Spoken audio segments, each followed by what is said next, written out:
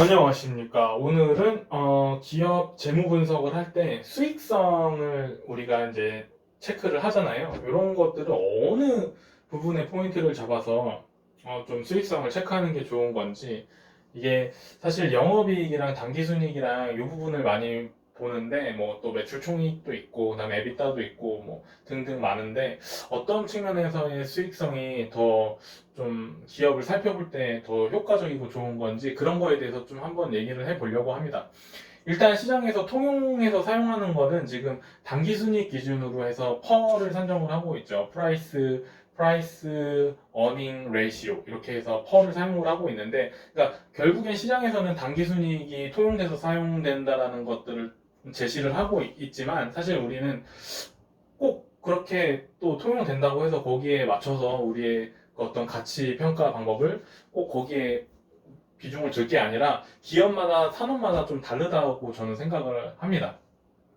일단 영업이익은 사실 그 기업의 본질 사업에 대한 어떤 이익률을 나타내기 때문에 이 부분에 대한 측정, 그 다음에 이 부분에 대한 수익성이 또 단기 순이익보다, 물론 단기 순이익도 많이 중요하지만 더 중요할 수도 있거든요. 왜냐하면 본질 영업을 하기 때문에.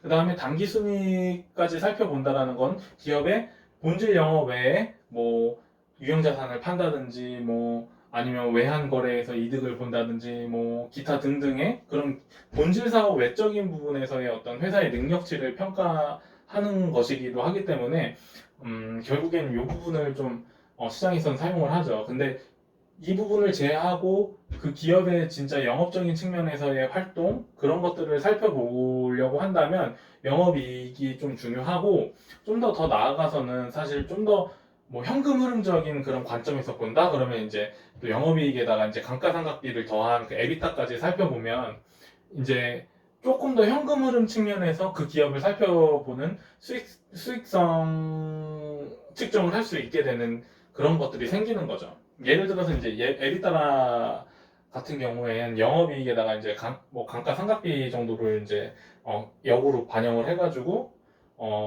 더 이익이 더 늘어나는 식으로 되는 건데, 왜 이런 식의 그런 측정법을 사용하느냐 하면은, 어, 감가상각비는 기존의 이제 투자비였으니까 그 기존의 투자비가 나갈 때 현금은 나간 거고, 지금 당장의 수익성에는 이 현금이 나간 게 현금이 나가지 않은 부분이 되는 거니까, 이걸 더해주면서 이제 영업 에비타를 구하는 거죠. 그래서 이제 현재의 현금 기준에 좀 더 맞게 해서 이런 것들을 측정을 해서, 그러니까 이 정도가 지금 벌어들이고 있는 돈이다라는 것을 나타내는 거죠. 그래서 이런 것들을 측정을 하는데, 이런 것들을 좀 그 산업 분석할 때마다 좀 다 한 번씩 좀 적용을 해서 그 수익성 가치를 내가 어디에다가 더 중점을 둘 거냐, 이런 것들을 좀 유동적으로 이렇게 좀 살펴볼 필요가 있는 것 같아요.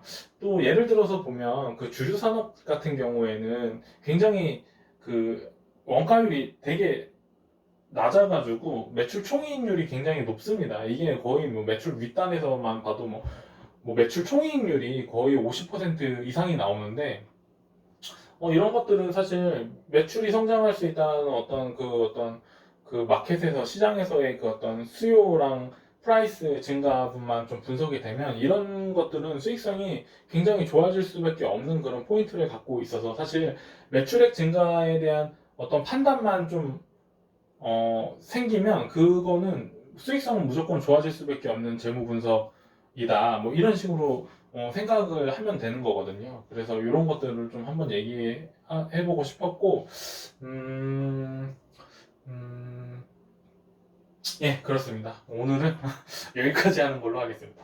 안녕.